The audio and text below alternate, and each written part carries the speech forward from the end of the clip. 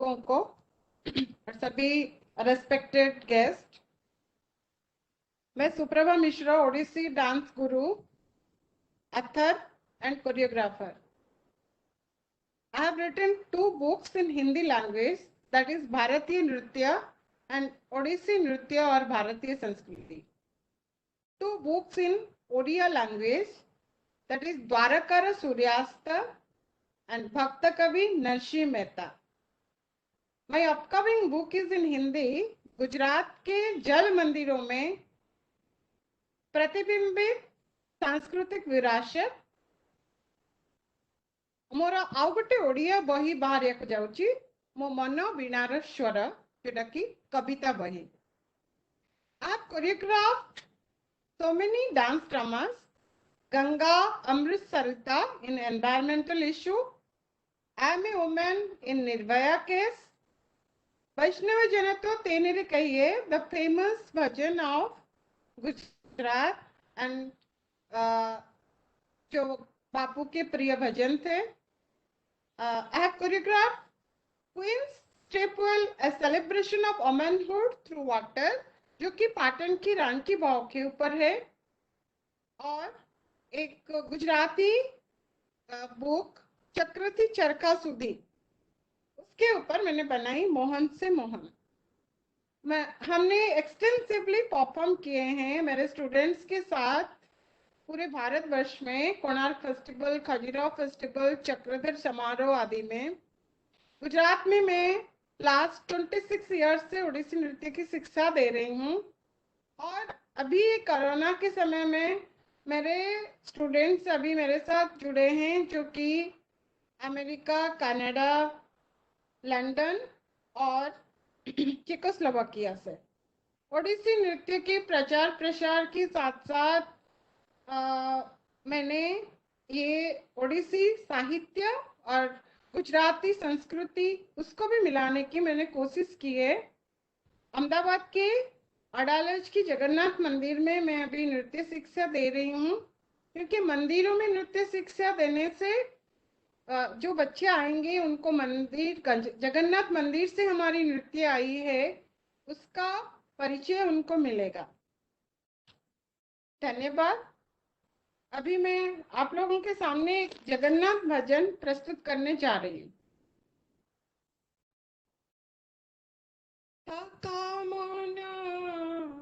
चाल जीवा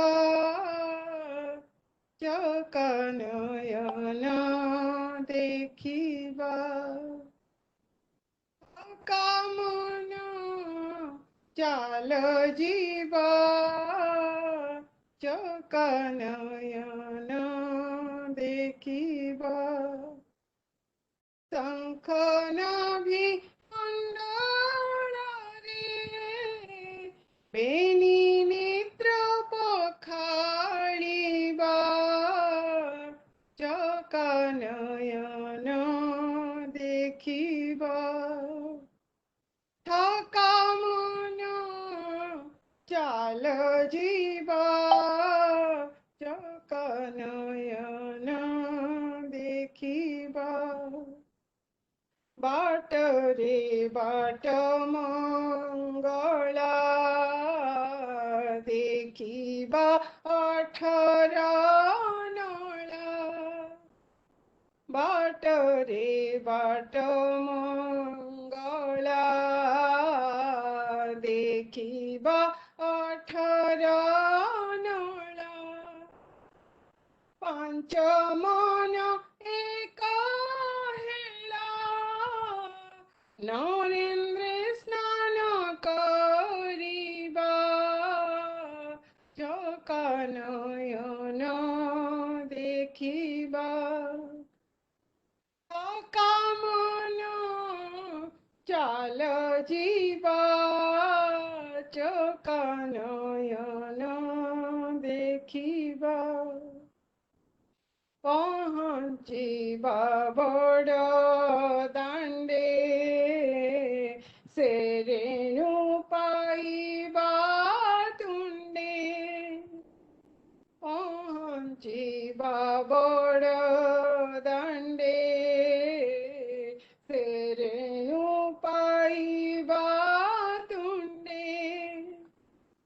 ଛତା ତଳେ ରହି ଦଣ୍ଡେ ସାଧୁଙ୍କ ସେବା କରିବା ଚକା ନୟନ ଦେଖିବା ଥକା ମନ ଚାଲ ଯିବା ଚକା ନୟନ ଦେଖିବା बाईसी पहाचे विका होईछि कैवल्या चोखा बाईसी पहाचे विका होईछि कैवल्या चोखा हांडीटी तळे सिउका मनरंका छड़ाइबा चका नयन देखिबा थका मन चाल जीवा चका नयन देखिबा गरुड़ पछरे देख दिशुछि काला श्रीमुख गरुड़ पछरे देख दिशुछि काला श्रीमुख कहाई सारिया बिका बलराम को का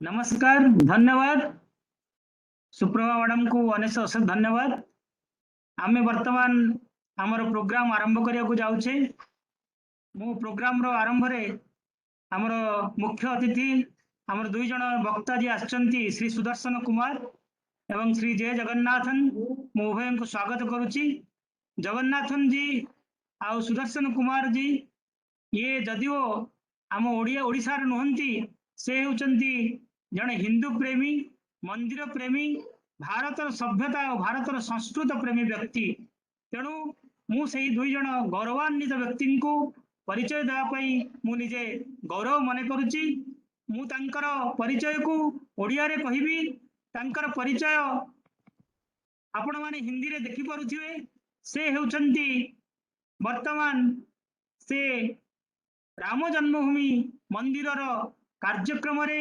निजको नियोजित करिसंती से जने कृति छात्र मेधावी छात्र से स्कूल बेलू अनेक पुरस्कार प्राप्त अनेक टॉपर होती से बिट्स पिलानी रे इंजीनियरिंग कॉलेज कला परे से निजको चाकरी छाड़ी 9 वर्ष काल संघ प्रचारक भाव राजस्थान एवं दिल्ली रे कार्य करुतिले 1996 रु 97 मसीहा पर्यंत सी सहकारी भाव पूज्य शेषाद्री जी निज सचिव भाव कार्य करुतिले तापरे से पुणी अनेक समय भारत भ्रमण कला परे 9 वर्ष पर से निजर पारिवारिक जीवन आरंभ करते से वर्तमान दिल्ली मेट्रो रेल कॉर्पोरेशन रो जॉइंट जनरल मैनेजर एवं संघ दृष्टि से प्रांत वैदेशिक टोली रे अछंती से जने विशिष्ट Guinness book of world record रे ना लिखाई अछि से चाउल दाना रे हनुमान चालीसा लिखि Guinness book of world record रे निज ना को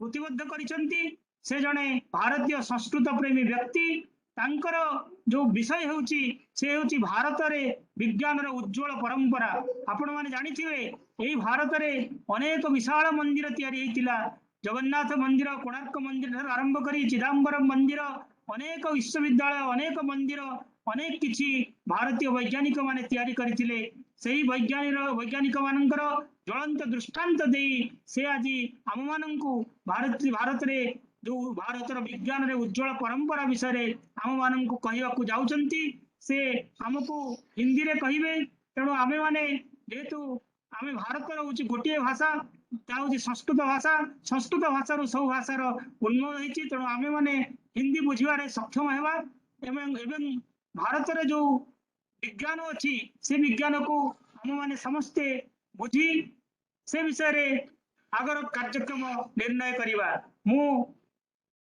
मैं सुदर्शन कुमार जी को फिर से स्वागत करता हूं और सुदर्शन कुमार जी को मैं ओडिया में जो परिचय दिया वो हिंदी में यहीं पर लिखा हुआ है, मैं उसको ओडिया में सरल में आपको बताया। अभी मैं सुदर्शन कुमार जी को बोलूंगा कि वो अपना वक्तव्य हमारे साथ रखेंगे। सुदर्शन कुमार जी। बहुत बहुत धन्यवाद। मेरी आवाज साफ आ रही है? थोड़ा लाउड कराइए, थोड़ा लाउड। अच्छा, ठीक है। इस आज के कार्यक्रम में उपस्थित उत्कल जीनियस से जुड़े हुए सभी बंधु भगिनी, आज का जो विषय है वह विषय है अपने विज्ञान की जो उज्जवल परंपरा, और इस विषय को लेने का एक विशिष्ट उद्देश्य है।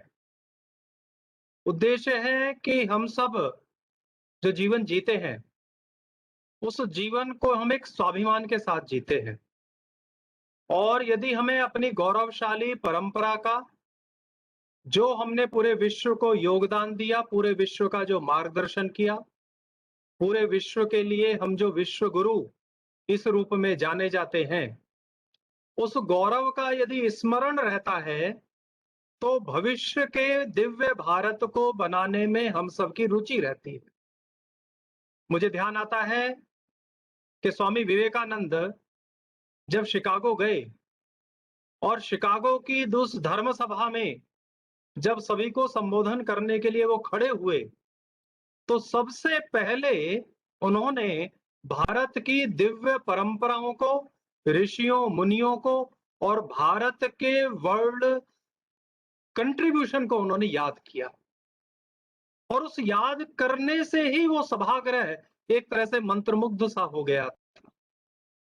उसी दृष्टिकोण को अपने अंदर समाहित करते हुए, अपने अंदर लेते हुए, हम सब का जो लक्ष्य है, हिंदू जीनियस जो इस ग्रुप का जो हमारा लक्ष्य है, वह लक्ष्य है एक भव्य दिव्य भारत को फिर से पूरे संसार के पटल पर स्थापित करना। ये अपना एक लक्ष्य है। उस लक्ष्य को करने में हमें सहायता मिलती है, और उस क्रम में मैं आप सबको लेकर के चलता हूं महर्षि वेदव्यास की ओर। महर्षि वेदव्यास तो अपने आप में अमर हैं। भारत की इस धरती एक ऐसी विशिष्ट धरती है कि 8 लोग, दिव्य लोग, वे अमर हैं। उनमें हनुमान जी हैं, व्यास जी हैं। तो व्यास जी ने अपने जीवन में एक बार कहा कि यदि मेरे को यदि पुनर्जन्म भी लेना पड़ा तो उस पुनर्जन्म के लिए मुझे कौन सी धरती का चयन हो। और उस श्लोक को जो महर्षि व्यास ने बोला, मैं आपके सामने रख रहा हूं। वे कहते हैं, न मे वांछास्ति यशसि विद्वते न च वा सुखे, प्रभुत्ते नैव च स्वर्गे मोक्ष अपि आनंददायिके, परंतु भारत जन्मे मानवस् च वा पशोः विहंगस् च वा जंतो वृक्ष पाषाण रयो अपि। अर्थात इसको सिंपल से उसमें बताऊं तो उन्होंने कहा कि मुझको यश नहीं चाहिए, विद्वत्ता नहीं चाहिए, मुझे राजा का सुख भी नहीं चाहिए, राजस्व राज ऐश्वर्य भी नहीं चाहिए, मुझे मोक्ष नहीं चाहिए, मुझे स्वर्ग नहीं चाहिए, परंतु भारत जन्मे। यदि मेरा अगला जन्म हो और मेरे सिंचित पुण्यों का कर्म इस योग्य हो कि भगवान मुझे फिर से मनुष्य बना सके, तो वह भारत में मनुष्य रूप में जन्म दे। यदि मेरे पुण्य कर्मों का जो वो है, संच है, वह इस योग्य नहीं है कि मुझे मनुष्य जन्म नहीं दिया जा सकता, तो वह मेरे को किसी पशु का जन्म दे दे। पशु का जन्म नहीं दे सकते तो किसी पक्षी का, विहंग का जन्म दे दे।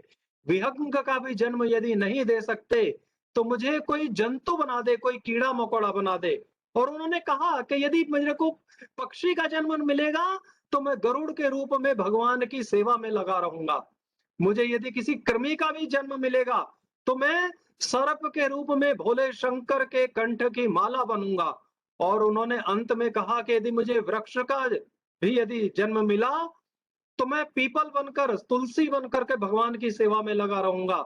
और अंत में उन्होंने कहा कि यदि ये सब भी नहीं होता है तो मुझे पत्थर के रूप में जन्म दे देना। हमारे यहाँ पर पत्थर में भी प्राण देखा गया है, वह भी आज के इस बौद्धिक का विषय है। तो उन्होंने कहा कि मुझे पत्थर के रूप में जन्म दे देना, मैं जगन्नाथपुरी की सीढ़ियों का पत्थर बन करके भगवान के भक्तों की सेवा में लगा रहूंगा। ये महर्षि वेद व्यास भारत में जन्म लेने के बारे में अपने उद्गार व्यक्त कर रहे हैं। इसलिए हम जितने भी बंधु भगिनी आज जुड़े हैं और जितने भी परिवार मेरी आवाज सुन रहे हैं, वे सब धन्य हैं कि हम सब ने भारत की धरती पर जन्म लिया।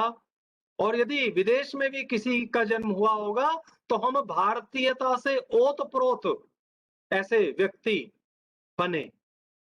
ये बहुत बड़ी बात है। वेद व्यास को तो साक्षात नारायण माना गया है और इसलिए साक्षात नारायण के मुख से एक तरह से ये बात निकली है।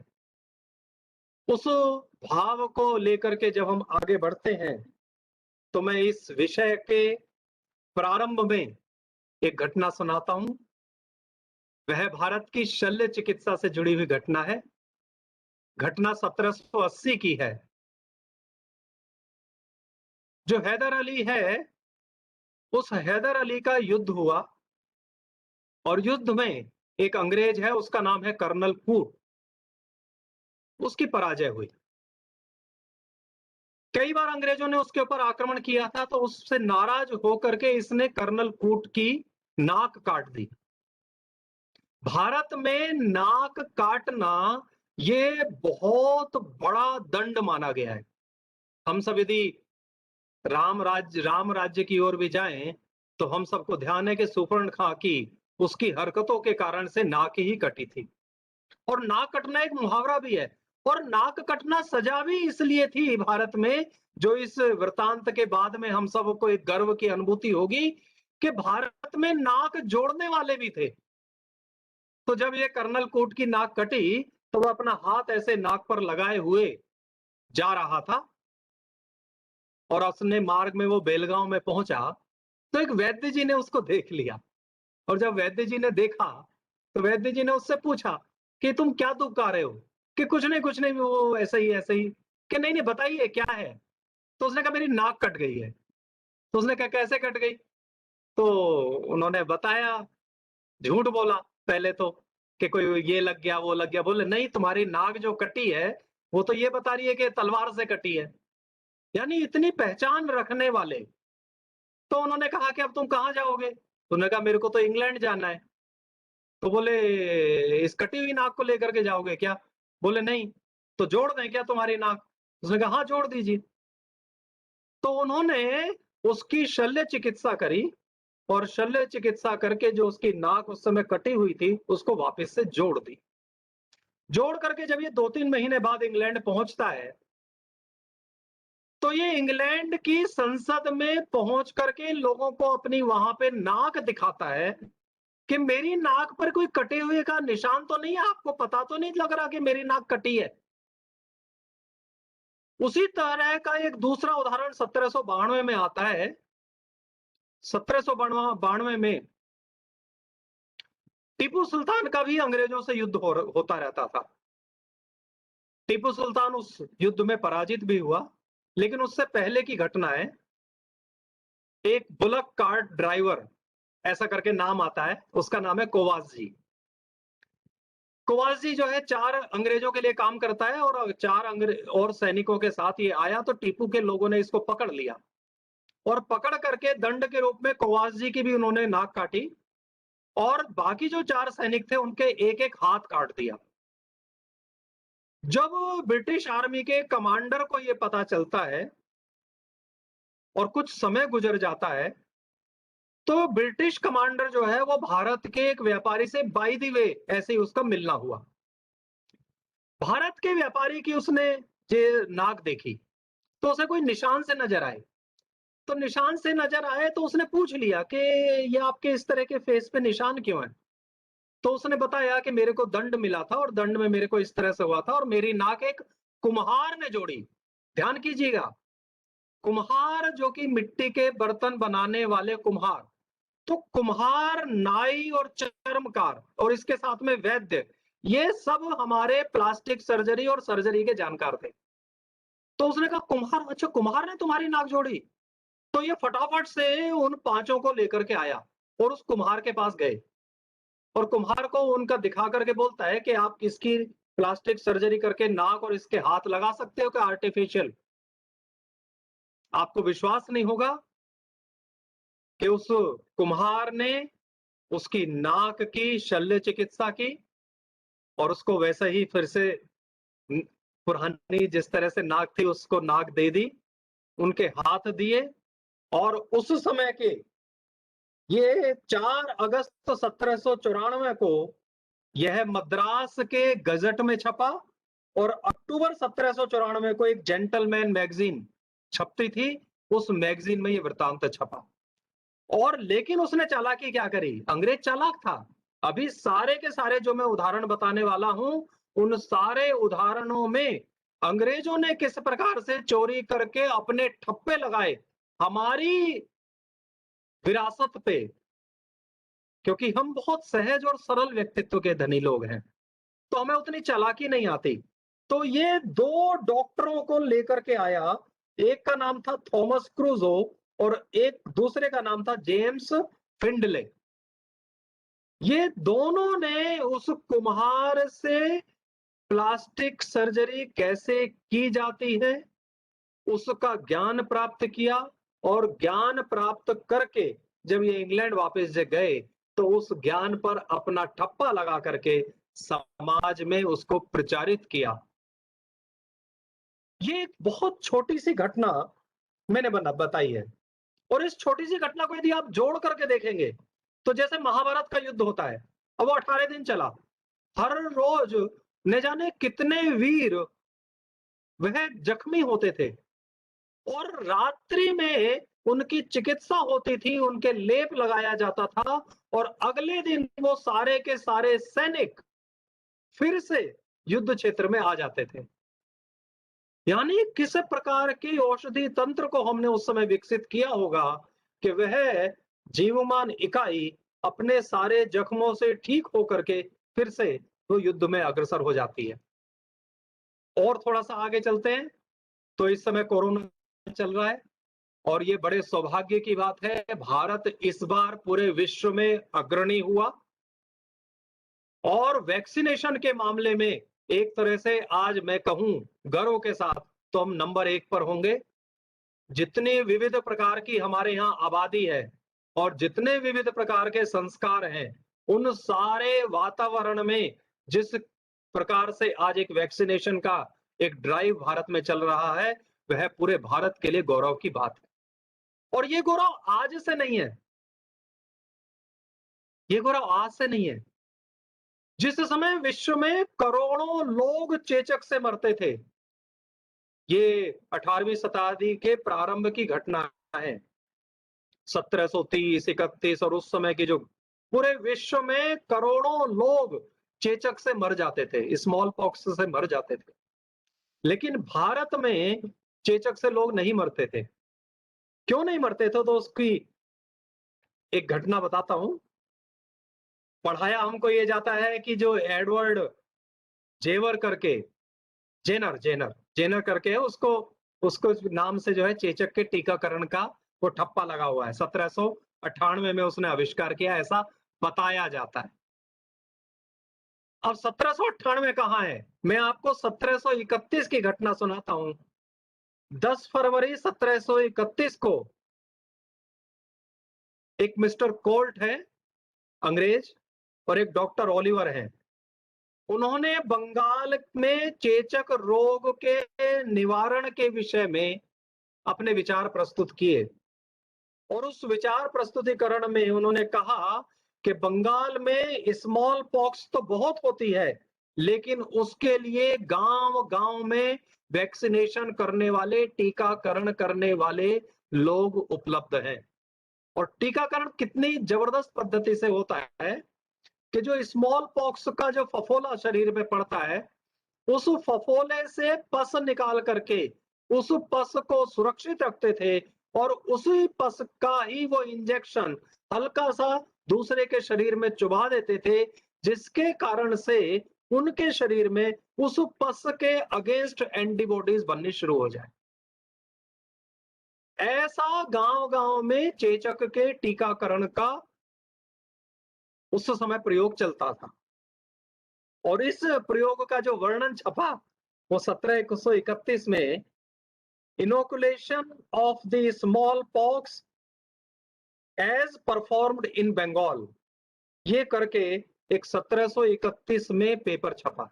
अब आप देखिए 1731 कहाँ है, 1798 कहाँ है, लेकिन भारत के ज्ञान को चुरा चुरा करके अपना स्टैंप लगा लगा करके पूरे विश्व में अपना यश अंग्रेजों ने स्थापित किया। यदि हम महाभारत और त्रेता युग में जाएं तो इन सारे विषयों का और भी विकसित स्वरूप मिलता है। यदि मैं आपको महाभारत की ओर लेकर के जाऊं तो गांधारी ने जो किया, गांधारी को बहुत महत्वाकांक्षा थी। बेसिकली यदि मैं कहूं तो कोई गलत नहीं होगा, वो गांधारी के मन में से महाभारत निकला है। यानी उससे पहले उनको 2 बार जिसको हम गर्भपात कहते हैं वो हो चुका था। तीसरा जब उन्होंने गर्भ धारण किया, लेकिन उससे पहले ही कुंती को पुत्र रत्न की प्राप्ति हो चुकी थी। तो उनको इतनी पीड़ा हुई, इतना कष्ट हुआ कुंती के मातृत्व से कि उसने अपना जो गर्भ था उसको पत्थर मार करके स्वयं गिरा दिया। लेकिन उसी समय व्यास आ गए, इतिहास तो रचा जाना था। और जैसे ही व्यास आए तो उनकी आंखों से एकदम से अंगारे फूटे कि ये तुमने क्या किया है, इतना ये करने का अधिकार तुमको किसने दिया।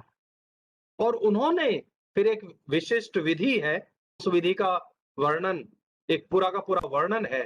उस वर्णन में सबसे पहले वो जो मांस का जो लोथड़ा निकला था उसको उन्होंने थोड़ा सा ठंडा किया। ठंडा करने के बाद में घी में रखा। घी में रखने के बाद में बांस का जो पूरा का पूरा पाइप है, उस पाइप के अंदर उसके 100 टुकड़े करके एक एक टुकड़े को उन्होंने उस तरीके से रखा और एक विशेष टेम्परेचर और एक विशेष विधि के द्वारा 100 कौरवों का जन्म उन्होंने उस समय किया। यानी कितना बड़ा, आज हमें लगता है कि यह संभव है। क्यों? क्योंकि वो ज्ञान आज की परिस्थितियों में निकल करके आ गया है। लेकिन कभी महाभारत में ये हुआ होगा, ये हमें असंभव लगता था। वहीं पर एक स्वाभिमान की बात आती है, वहीं पर एक स्वाभिमान की बात आती है कि उस स्वाभिमान को जागर करना, यस वी कैन डू, हम कर सकते हैं। उसमें से एक और युद्ध का वर्णन मैं आप सबके सामने रखूंगा, और जिस युद्ध में एपीजे अब्दुल कलाम, जो भारत के बहुत बड़े ऋषि वैज्ञानिक थे, वास्तव में वो ऋषि ही थे, और इसलिए भगवान ने उनकी अंतिम इच्छा जैसा उन्होंने सोचा था बिल्कुल वैसी की वैसी पूरी करी। और जिस समय वो छात्रों को संबोधित कर रहे थे उस समय भी उनकी जेब के अंदर गीता थी। यानी इतने बड़े योगी मिस्टर महर्षि कलाम थे, मैं उनको महर्षि शब्द उपयोग करूंगा। लेकिन जब ये राष्ट्रपति थे तो राष्ट्रपति में एक रात्रि भोज के समय बहुत सारे वैज्ञानिक आए हुए थे और कुछ ब्यूरोक्रेट्स आए हुए थे, और ऐसे ही बातों बातों में एक विषय निकल पड़ा रॉकेट साइंस का। और जैसे ही रॉकेट साइंस का विषय निकला तो उन्होंने एक लंदन के पास में एक लाइब्रेरी है,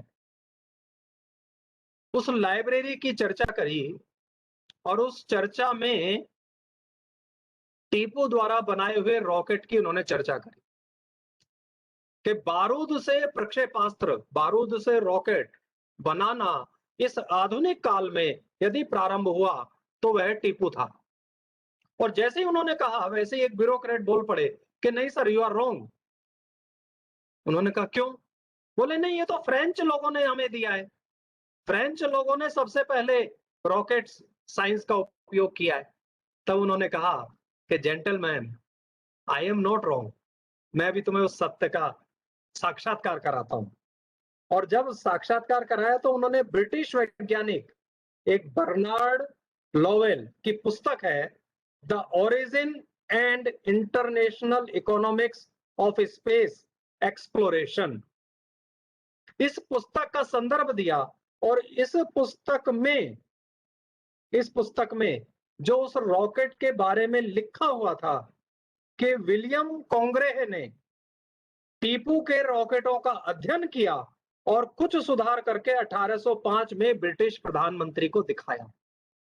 जब वो लाइन उनको पढ़वाई तब जाकर के भारत के उस ब्यूरोक्रेट्स को ये गर्व की अनुभूति नहीं हुई। तब भी उनके मुंह से निकला कि ये बड़ा दिलचस्प मामला है। और मैं आपको जानकारी देता हूं कि जो ये टीपू था उसकी जो 24 बटालियन थी, उस 24 बटालियन में हर बटालियन में एक रॉकेट की कंपनी थी। और जब उसको हराया है अंग्रेजों ने तो 700 रॉकेट और 900 रॉकेट्स का सामान वो लेकर के इंग्लैंड गए हैं।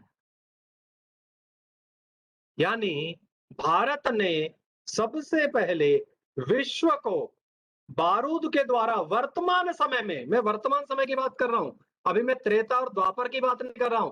त्रेता और द्वापर का तो जो युग था वो आज से पता नहीं लाखों गुना उन्नत था, लाखों गुना। अभी हम उनका एक तरह से अंश भी नहीं पाए हैं।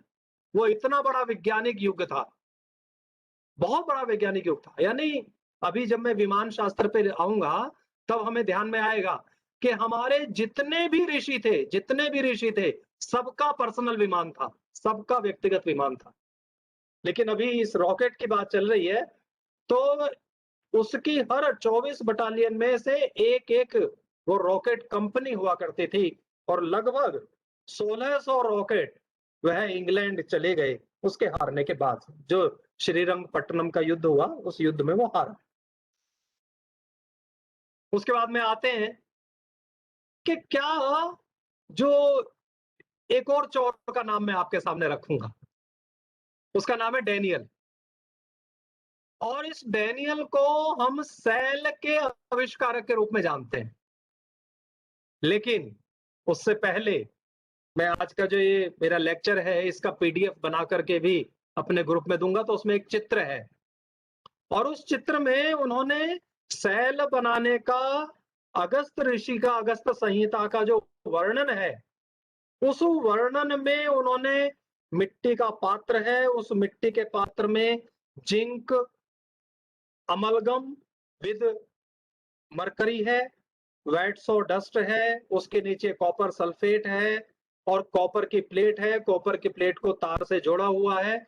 और जब ये प्रयोग हमने नागपुर में किया अपने संघ कार्यालय पे, एक वैज्ञानिक थे, उनको ये संहिता मिली तो उनको लगा कि ये सेल का वर्णन है। तो फिर अपने पूजनीय सरसंघ चालक जी के सामने उन्होंने उस प्रयोग को करके दिखाया तो वास्तव में उसमें करंट फ्लो होने लगा। तब ये ध्यान में आता है कि हमने पूरे विश्व को उस संहिता के माध्यम से सेल बनाने की पद्धति बताई। और इतना ही पद्धति नहीं, उस जब अगस्त ऋषि ने जो संहिता लिखी और उस संहिता में जो उन्होंने सेल का वर्णन लिखा तो उस सेल के वर्णन के बाद में उन्होंने एक वर्णन लिखा कि जो मैं ये सेल का वर्णन लिख रहा हूं ऐसे यदि 100 कुंभक की शक्ति जल में डाल दी जाए तो जल में प्राणवायु और उदान वायु ये अलग अलग हो जाएगी। यानी ऑक्सीजन और हाइड्रोजन अलग अलग हो जाएगा। और उस हाइड्रोजन को यदि एक पर्टिकुलर उसमें वैक्यूम में रखा जाए तो वह हाइड्रोजन विमान उड़ाने में काम आ जाएगी। ध्यान कीजिए, वहां पर भी विमान उड़ाने का शब्द आता है। यानी उस संहिता के समय यह ज्ञान था विमान शास्त्र का भी।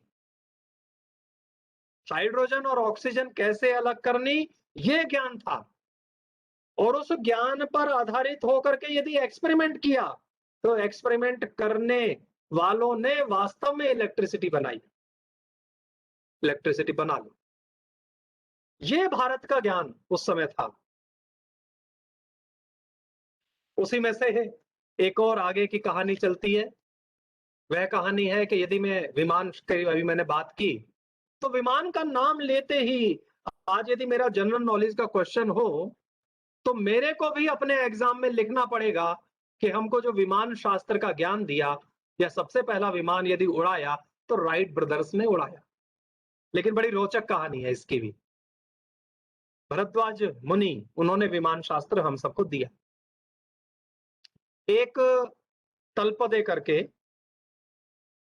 शिवकर बापू तलपदे ये उनका नाम था, शिवकर बापूजी तलपदे। राइट ब्रदर्स ने 17 दिसंबर 1903 को अपने द्वारा जो बनाया हुआ विमान था उस विमान को उड़ाया। वह विमान 120 फीट उड़ा केवल, और उसके बाद में वो गिर गया। ये जो घटना है ये यहां से 8 साल पहले की है। उस घटना में क्या हुआ कि जो शिवकर बापूजी तलपदे हैं, इनको बचपन में भरद्वाज ऋषि की जो विमान संहिता है वो मिल गई और इन्होंने पढ़ना शुरू किया। और पढ़ना शुरू किया तो उसी में ही उनका इंटरेस्ट डेवलप होने लगा। और जब उनका इंटरेस्ट उसमें डेवलप होने लगा तो उन्होंने 1895 में वडोदरा के जो राजा थे गायकवाड़, उनको भी बुलाया, बहुत सारे लोगों को बुलाया, और मुंबई की चौपाटी पर उन्होंने उस पर्टिकुलर ज्ञान के माध्यम से जो विमान उन्होंने बनाया उसका प्रदर्शन करने के लिए सबको बुलाया। और आप सबको विश्वास नहीं होगा कि उनके द्वारा जो बनाया हुआ विमान था वह पायलट लेस होकर के उन्होंने उड़ाया। विमान में चालक नहीं है और वह विमान 1500 फीट की ऊंचाई तक उड़ता है। उड़ने के बाद में वो गिरता नहीं है, यानी वह विमान वापस भी आता है। यह विमान का प्रदर्शन 1895 में कहा। अब इन्होंने एक दूसरी बात, उसी समय बहुत सारे लोग इकट्ठे हो गए थे, तो जो दूसरी बात उन्होंने कही, उन्होंने गायकवाड़ जी से कहा, जो राजा वडोदरा के राजा थे, कि यदि मेरे पास में पैसा हो, मैं गरीब हूं, मेरे पास में पैसा नहीं है, यदि मेरे पास में पैसा हो तो मैं ऐसे न जाने कितने ही विमान बना सकता हूं। सब लोगों को बड़ी प्रेरणा मिली और सबने जो है धन संग्रह के लिए हाँ करा। गायकवाड़ जी ने तो उनको बल्कि पूरा एक बहुत बड़ा क्षेत्र ही दान में दे दिया था, उसका जागीरदार उनको बना दिया था। लेकिन उनके पास में पैसा नहीं है, ये बात अंग्रेजों तक पहुंच गई और अंग्रेजों ने तुरंत मौका मिल गया। और मौका मिल गया तो rally brothers, RALLI, rally brothers को उन्होंने तलपदे के पास भेज दिया।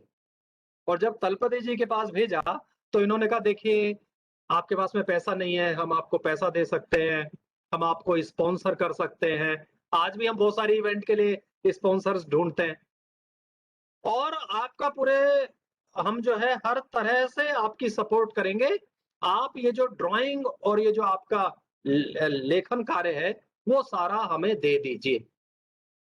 मित्रों, हम लोग इतने भोले भाले थे कि हम दूसरे की बातों में आ जाते थे। अभी भी आते हैं, अभी भी हम भोले भाले ही हैं बहुत सारी बातों में। अभी भी हम उतने आज के वातावरण के अनुकूल जो चतुरता है वो हमारे अंदर नहीं है, अभी भी नहीं है। उन्होंने अपनी सारी ड्राइंग और वो दे दी। ये राली ब्रदर्स इंग्लैंड चले जाते हैं, गायब हो जाते हैं। इनको किए हुए वादे को, जो इनका एक एग्रीमेंट हुआ, उस एग्रीमेंट को भूल जाते हैं। भूल करके वह जो सारा का सारा ज्ञान है वह इन राइट ब्रदर्स के पास पहुंचता है और 8 साल बाद बिल्कुल एग्जैक्टली उसी पद्धति से वो अपना विमान चलाते हैं। लेकिन कुछ कमी रह गई होगी तो वो 120 फीट जाकर के गिर पड़ता है। अब मैं आता हूं कि ये तो केवल एक बात है। जब आप भरद्वाज संहिता देखेंगे तो उस भरद्वाज संहिता में विमान बनाने के 8 खंड हैं। 8 खंडों में 100 अध्याय हैं और 100 अध्याय में 500 सिद्धांत हैं। और 500 सिद्धांत का मतलब होता है प्रत्येक सिद्धांत पर एक प्रकार का विमान बन सकता है, यानी 500 तरीके का विमान बनाने का पूरा का पूरा प्रयोजन वह भरद्वाज संहिता में था। और ये जो 500 सिद्धांत हैं, इनके लिए कोई बहुत भारी भरकम वो नहीं है वर्णन। ये 500 सिद्धांत केवल 3000 श्लोकों में उन्होंने समाहित कर लिए थे। जब मैं चिकित्सा पद्धति की बात कर रहा हूं तो मैं आपको एक बहुत बढ़िया बात बताता हूं कि डॉक्टरी में जो सबसे कठिन ऑपरेशन है वह आंतों का ऑपरेशन कहलाता है, क्योंकि आंतों में कंटिन्यूअसली फ्लो होता है, लिक्विड का कंटिन्यूअसली फ्लो होता है। इसलिए आंत के ऑपरेशन को बहुत कठिन मानते हैं। आंतों को काटना और काट करके फिर से जोड़ना, ये बहुत कठिन है। मैं प्राचीन पद्धति बताता हूं। केवल मात्र 4 लाइनों के अंदर उसका वर्णन है, और 4 लाइनों के अंदर किस तरह से छेद करना, और उस छेद में यदि छेद करते समय क्या क्या सावधानियां लेना, सावधानी लेने के बाद में किस प्रकार से आंत के सड़े हुए हिस्से को बाहर निकालना, किस प्रकार से काटना, काटने के बाद में दोनों हिस्सों को ऐसे लाना, और ला करके जो काला चींटा होता है उस काले चींटों से वो चारों तरफ से कई चींटों से कटवा देते थे। चींटा अपना डंक छोड़ता नहीं है, पीछे का हिस्सा निकाल करके फेंक देते। चींटा जो है वह ऑर्गेनिक मैटर है, इसलिए वो समय के हिसाब से गल जाता है और आंत जुड़ जाती है। गॉल ब्लैडर का स्टोन निकालने की पद्धति, आजकल तो हम गॉल ब्लैडर में यदि स्टोन हो गए तो गॉल ब्लैडर ही निकाल देते हैं, लेकिन उस समय ब्लैडर नहीं निकालते थे, स्टोन निकालते थे। और उसकी पद्धति का 4 लाइनों के श्लोक में पूरा का पूरा वर्णन है। और इसी क्रम में ये जो 500 तरह के विमान बनाने का सिद्धांत केवल मात्र 3000 श्लोकों में, यदि एक सिद्धांत के लिए यानी 6 श्लोक मान लीजिए, 6 श्लोक में पूरा विमान बनाने का एक सिद्धांत, उसका वर्णन उस पुस्तक में है। ये भारतीय धरोहर है। इस धरोहर का हम सबको गर्व होना चाहिए।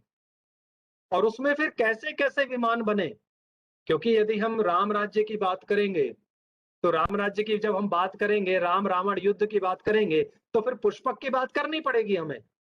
और जब पुष्पक की बात करेंगे तो एक पुष्पक एक ऐसा विमान है जो मन की इच्छा से चलता है, कितना ही बड़ा हो सकता है, कितना ही छोटा हो सकता है। ऐसे यदि हम पुष्पक विमान के गुणों का वर्णन देखेंगे तो वह सारा वर्णन हमें सत्य प्रतीत होगा। इतना ही नहीं, विमान को उड़ते हुए कैसे दुबकाना, तो उन्होंने सूर्य की रोशनी का अध्ययन किया, और एक पर्टिकुलर एंगल पर यदि सूर्य की रोशनी उस विमान के ऊपर पड़े तो वह विमान बाकी लोगों को दिखाई नहीं देगा। ये वर्णन तक हमारे विमान शास्त्र में आता है। और इसी क्रम में, क्योंकि समय की अपनी मर्यादा है, 30 मिनट का समय था, इसमें 30 घंटे क्या 30 दिन बोला जा सकता है।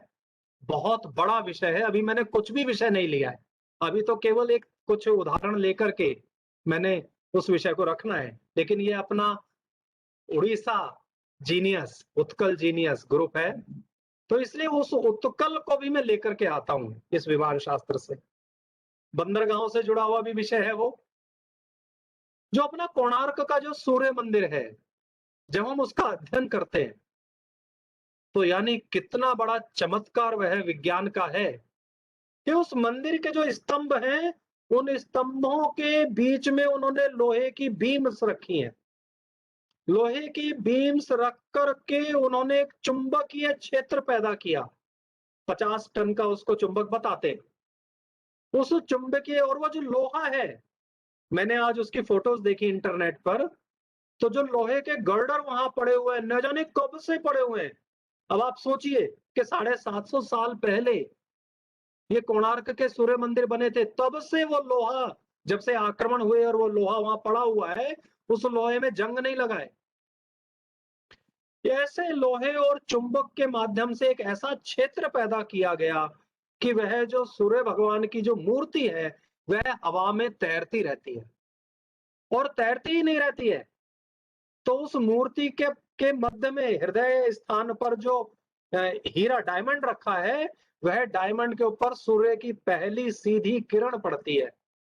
ये तो केवल एक मंदिर का अजूबा मैंने आपके सामने रखा, मंदिर का विज्ञान रखा कि किस तरह से उन्होंने चीजों को देखा होगा, किस प्रकार से उसके आर्किटेक्चर की कल्पना की होगी। उस आर्किटेक्चर की कल्पना करके उस 50 टन के पत्थरों को या और जो 50 टन के जो मैग्नेट है और जो बड़े बड़े भारी पत्थर है उनको कैसे पहुंचाया गया होगा। तो अभी मुझे जानकारी मिली कि एक बहुत बड़ा ऐसे तिरछा वो बनाया जाता था, उस तिरछे बनाने के ऊपर से वो पत्थर को ढकेला जाता था और 12 वर्षों तक 1200 कारीगर वो लगे रहे और न जाने कितनी स्वर्ण मुद्राओं की चर्चा आती है।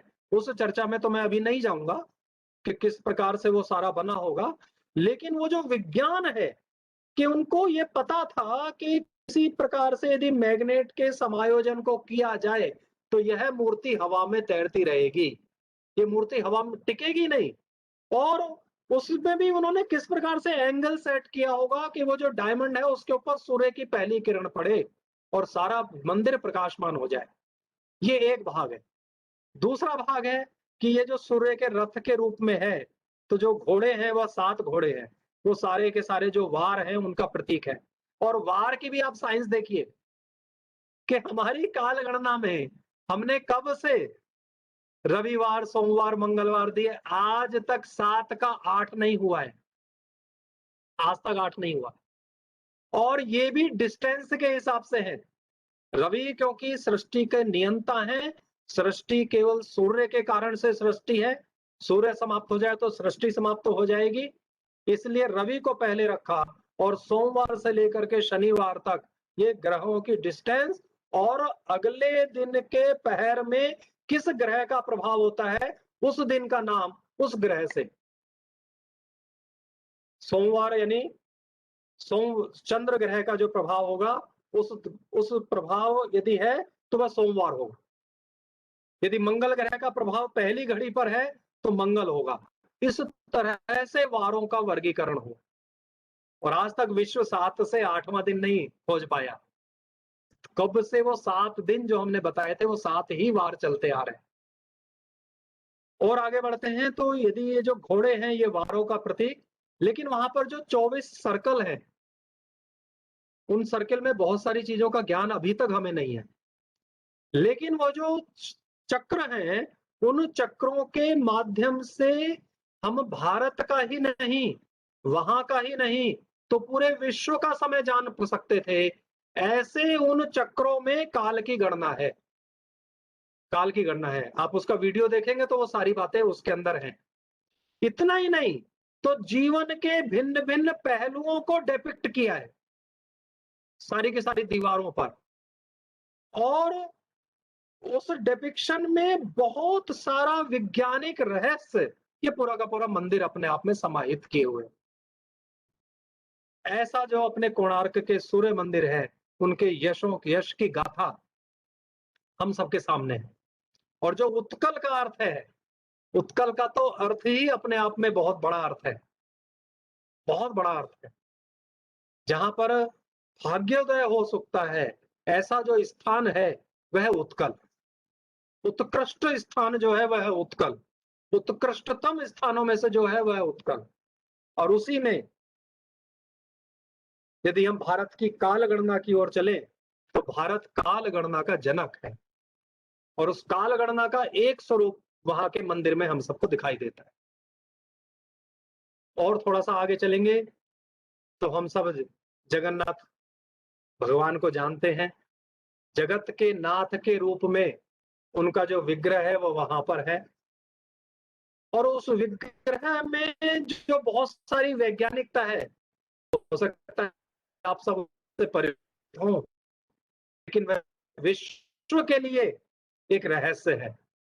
और उस रहस्य को जो सारा का सारा मूर्तियों को बदल का जो दिन आता है उस विशेष दिन पूरा का पूरा अंधकार रहता है, इवन जो बदल कर रहे हैं उनकी भी पट्टी बंधी रहती है। लेकिन लोगों ने जिन्होंने उनको अपने हाथ में उठाया है, उस हृदय भगवान के हृदय को जिन्होंने अपने हाथों में लिया है, तो उस शक्ति को उन्होंने महसूस किया है, उनके स्पंदन को महसूस किया है। और उन्होंने उसका वर्णन किया है। देख तो सकते नहीं, लेकिन उन्होंने अपने अनुभूति का वर्णन किया है। और इस अनुभूति के वर्णन में वहां की जो बड़ी महत्व की बातें हैं वो है कि जो वहां की जो पताका है, जो शिखर की पताका है, तो इस तरह का वायु का संचरण बनाया गया कि यदि वायु नीचे या पूरे परिसर में या पूरे उस वातावरण में एक्स ईस्ट में बह रही है, तो जो पताका है वो वेस्ट साइड की ओर संकेत कर रही है। अब ये कहीं ना कहीं से वायु का जो दबाव है, उस दबाव के क्षेत्र को विकसित किया गया होगा। इसका मतलब वायु के दबाव को अप्राकृतिक रूप से भी विकसित किया जा सकता है। यह विज्ञान हमें पता था, ये विज्ञान हमें पता था, और उस विज्ञान का प्रगटीकरण वो ध्वज पताका है कि हवा यदि ईस्ट वेस्ट डायरेक्शन में बहती है तो वह वेस्ट ईस्ट डायरेक्शन में पताका लहर रही है। इसी तरह से एक दूसरा विज्ञान के सूर्य की गति का उन्होंने किस प्रकार से वर्णन समझा होगा, वहां की पूरे सूर्य की गति को देखा होगा कि गुंबद जो है, उस गुंबद की परछाई कभी नहीं दिखाई देती, कभी नहीं बनती। उसी के वहां पर शीर्ष पर ही जो चक्र है, सुदर्शन चक्र जो है, वह सुदर्शन चक्र यदि आप दूर से देखेंगे तो हर किसी को ऐसा ही लगेगा जैसे वो उसके सामने है। एक और बहुत बड़ी बात है कि दिन में जो हवा बहती है वह समुद्र से भूमि की ओर बहती है, लेकिन वहां पर इसका उल्टा आपको नजर आता है। रात्रि में हवा भूमि से समुद्र की ओर बहती है, लेकिन जगन्नाथपुरी में इसका उल्टा नजर आता है। जिन भक्तों के भोजन की व्यवस्था के बारे में यदि हम देखें तो जैसा मैंने पढ़ा और जाना कि मेरे को जो ज्ञान मिला वो ये मिला कि 20 लाख लोगों का भोजन प्रतिदिन करने की व्यवस्था वहां पर है। और आश्चर्य की बात यह है कि रात्रि के समय भोजन बचता नहीं है, बचता नहीं है, पूरा का पूरा भोजन समाप्त हो जाता है। क्यों? क्योंकि यहाँ पर जो भगवान कृष्ण है, जो चारों धाम हैं, उन चारों धाम में भगवान के भोजन करने का स्थान वो जगन्नाथपुरी है। और इस कारण से जगन्नाथपुरी की जो भोजन व्यवस्था है वह अपने आप में अप्रतिम है। वहां के प्रसाद के बारे में भी बताते हैं कि जो हांडियां हैं वह 7 हांडी अग्नि के ऊपर रखी जाती हैं। और आश्चर्य ये है कि जो सबसे ऊपर की जो हांडी है उसका भोजन सबसे पहले पकता है, और सबसे नीचे की हांडी जो अग्नि के सबसे नजदीक है उसका भोजन सबसे अंत में पकता है। समुद्र की ध्वनि का वहां पर एक है कि मैंने मंदिर को इस प्रकार से बनाया है। वास्तव में जो मुझे पूरा ओवरऑल लगा कि ये बहुत बड़ा विज्ञान है कि हमारा जो सारी मंदिर की बाउंड्री या उसको ऐसा शेप देना, ऐसा शेप देना कि समुद्र की आवाज वह मंदिर के बाहर सुनाई देती है, लेकिन जैसे ही आप मंदिर की सीढ़ी चढ़ते हैं आपको समुद्र की आवाज ही सुनाई नहीं देगी। यानी साउंड इंसुलेशन जो उन्होंने किया वह साउंड इंसुलेशन हमारे एकॉस्टिक की तरह नहीं है, म्यूजियम वगैरह की तरह नहीं है, ऑडिटोरियम्स वगैरह की तरह नहीं है। वो शेप इस तरह से दी गई है कि जो तरंगे आई वह तरंगे उन सारी शेप से डाइवर्ट होती होंगी। कितना बड़ा विज्ञान है ये कोई अजूबा नहीं है जिसको हम अजूबा मान लेते हैं।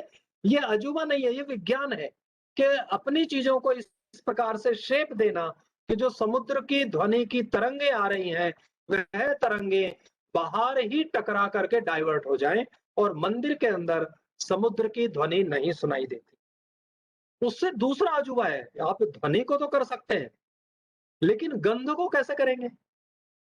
और ये वहां पर एक बहुत बड़ा विज्ञान का प्रकटीकरण है कि वहां पर जो गंध है वह गंध भी आपको महसूस नहीं होगी। इन सारे विषयों को बहुत संक्षिप्त में मुझे आज रखना पड़ा है। कभी समय मिलेगा तो क्रमशः इन विषयों को आगे बढ़ाएंगे। ये भारतीय धरोहर है। इस भारतीय धरोहर का अपने अंदर स्वाभिमान रखना और स्वाभिमान रख करके एक उत्कृष्ट भारत बनाना, ऐसा एक विनम्र निवेदन करते हुए मैं अपनी आज की बात यहाँ पूरी करता हूँ। नमस्कार सुदर्शन जी, आपको अनेक अनेक धन्यवाद। आपण भारतर उज्जवल विज्ञान परंपरा विषय कहले, किंतु ये विज्ञान परंपरा आरंभ है किपरि, ये विज्ञान मूल केउठी? ये विज्ञान मूल होउछि शिक्षा। ये विज्ञान मूल आमर गुरुकुल आश्रम रे थिला। जो गुरुकुल आश्रम पई थरे माकाउले जेतेबेले आसीथिले, से कहूथिले जे एपड़ी कोनोसी गाँ नाही जोथिरे कि गुरुकुल नाही, किंतु से शिक्षा आज नहीं। आज आमे आम विषय भितर आउ जन अछंती डॉक्टर जगन्नाथन, तांकर नाम होची जगन्नाथ। से किंतु ओडिशा रे नहंती, से हेउचंती तमिलनाडुर। आमे तांको विषय रे किछि जानिया को चाहू।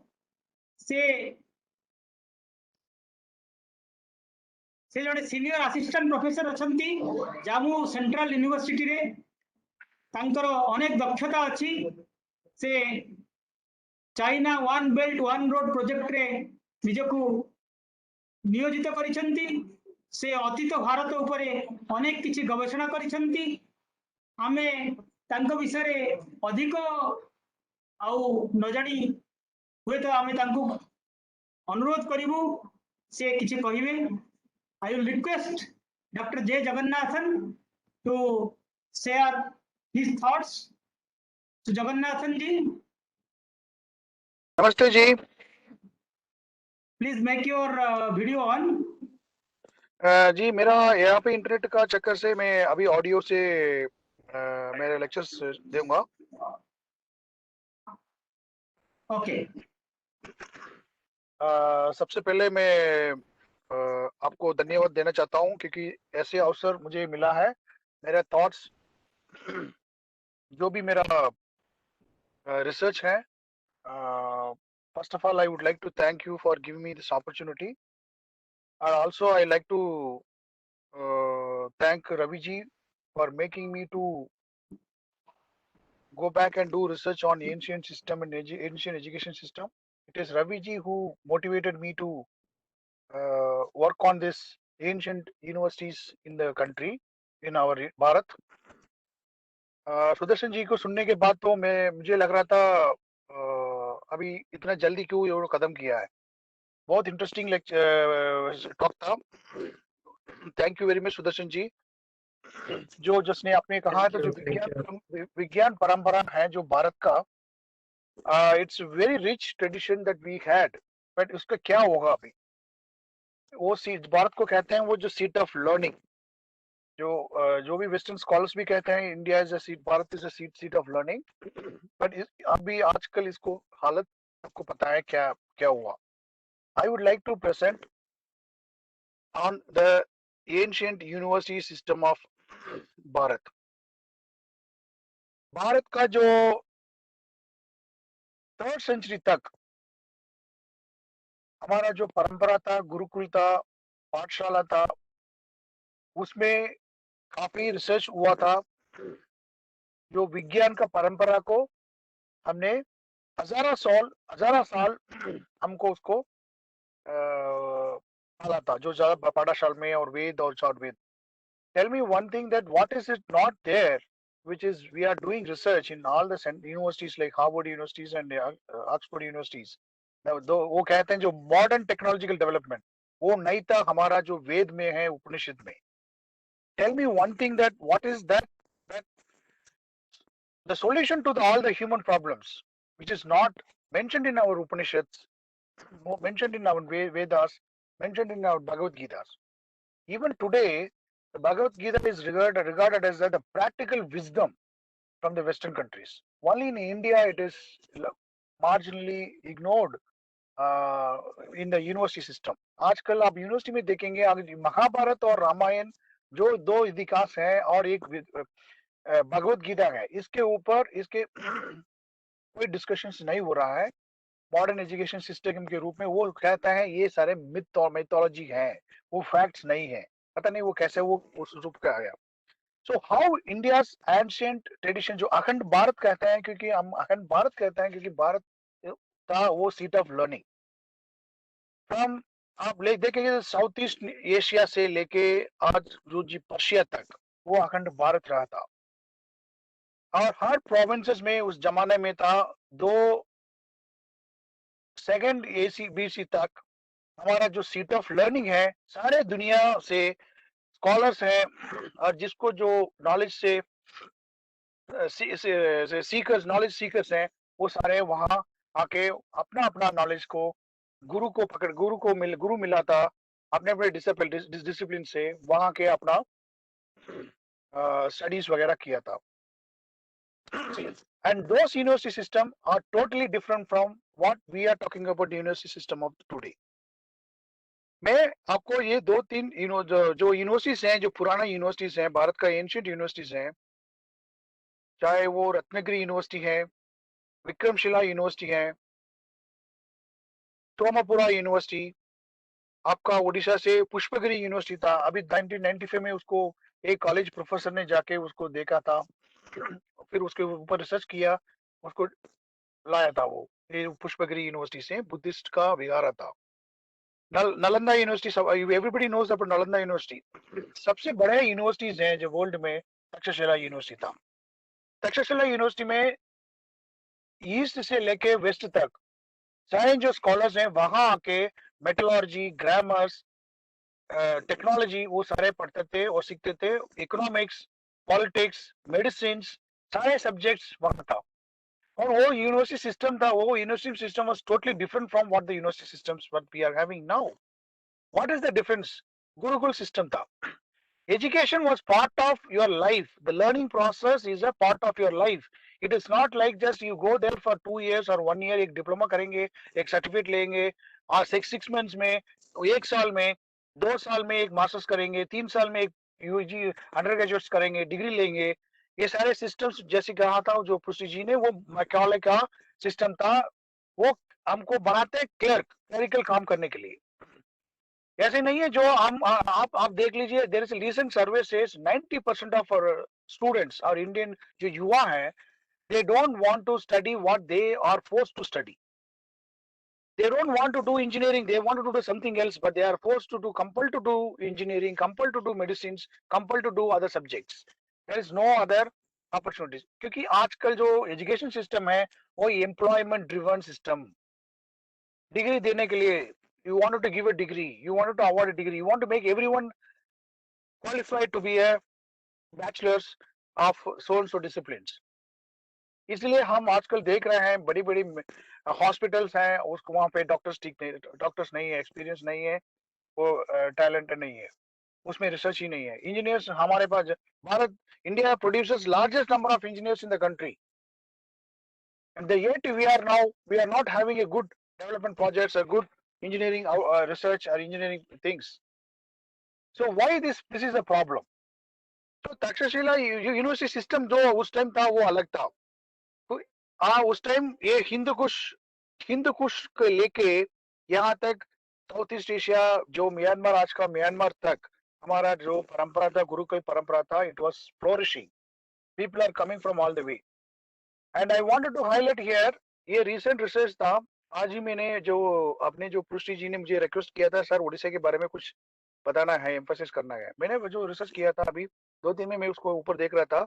Orissa used to be the gateway for the eastern scholars to get into this viharas and other pathshalas. तो ऐसे नहीं है जो यहाँ पे जो यूनिवर्सिटी सिस्टम कांचीपुरम था, साउथ में देख लीजिए कांचीपुरम था, और यहाँ पे जो वेस्टर्न में नालंदा, बिहार में नालंदा था और तक्षशिला, ये सारे यूनिवर्सिटी सिस्टम्स वहाँ पे जो पूरा स्पेस टेक्नोलॉजी लेके, एस्ट्रोनॉमी लेके सारे सब्जेक्ट्स उन्होंने डिस्कस किया है और उसको डॉक्यूमेंटेशन पक्का किया है। And these texts are written in Sanskrit. Only from the 3rd BC when the Buddhism came into being, ये सारे पाठशाला, एक नालंदा और पुष्पगिरी, वो बुद्धिस्ट विहारा बन चुका है। that had become a Buddhist viharas.